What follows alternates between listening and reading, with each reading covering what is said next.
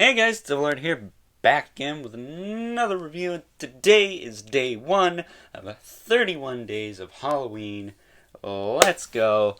And today we'll be taking a look at the Toy Island Universal Monsters Frankenstein Build-A-Figure Wave Frankenstein. Or Frankenstein's Monster. Technically it's Frankenstein's Monster, but I won't give you crap because it says it on the stand, on the backer card, on the box, and probably on his foot somewhere. So, if you're a noob, don't feel bad. People just call him Frankenstein anyway, because who the heck wants to say Frankenstein's monster all the time? That's right, nobody. So, with that being said, this is obviously not the Build-A-Figure, since he comes with the accessories he comes with. The Build-A-Figure, in fact, is actually like twice the size of this guy, which is kind of odd. Some strange decisions were made when these came out, but nonetheless, we'll be taking a look at that as well in about a week. So, without further ado, let's get right into it. So, pull the man himself off, and we will take a closer look at the stand, which is just a black piece of plastic with a couple of pegs on it. A couple of pegs? 2 pegs on a stand that actually work effectively and they're not a foot long? Yeah, it exists. Get on that, toy companies. I mean, nowadays they'll just give you 1 peg and it's loose and it falls out.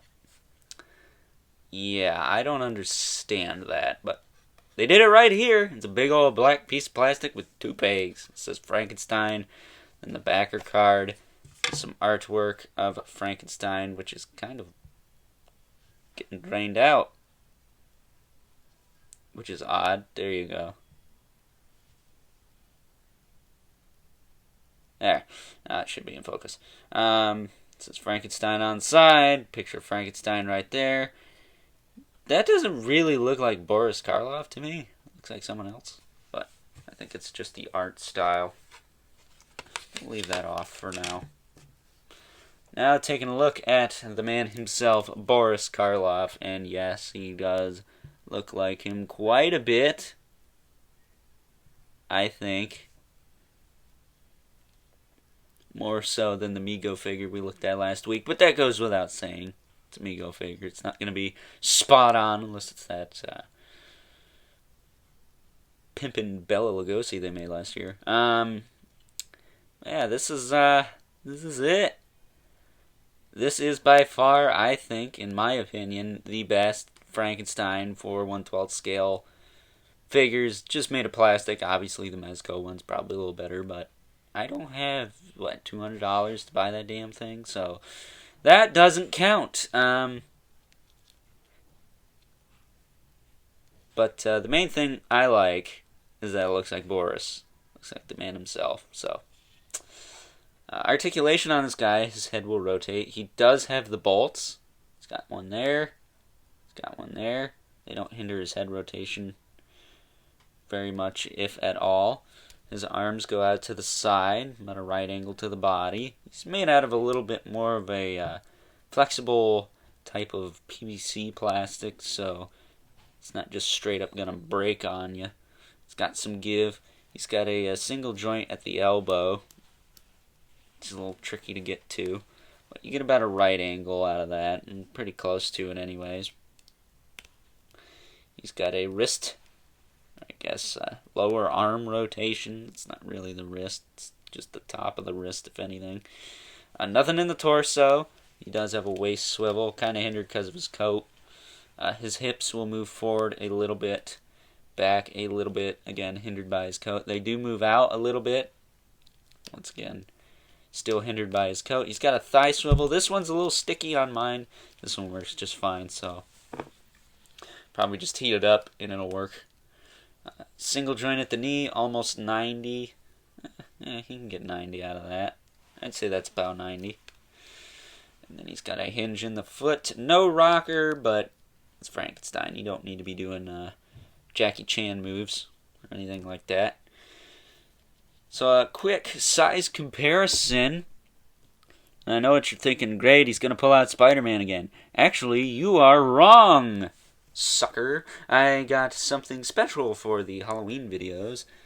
And what better thing to bring out during the Halloween videos than a pumpkin guy? So that is the Marvel Legends Jack-O-Lantern, actually. From the Absorbing Man wave. He will be our size comparison for the month. Something different, mix it up. But yeah, I'd say that's a pretty good scale. I'm happy with that. Frankenstein should be taller, in my opinion. And, well, he is. So, thank you, Jack-O-Lantern. You will come back 30 more times. So, I'm going to get him pegged on his stand behind camera just because it's a little quicker that way.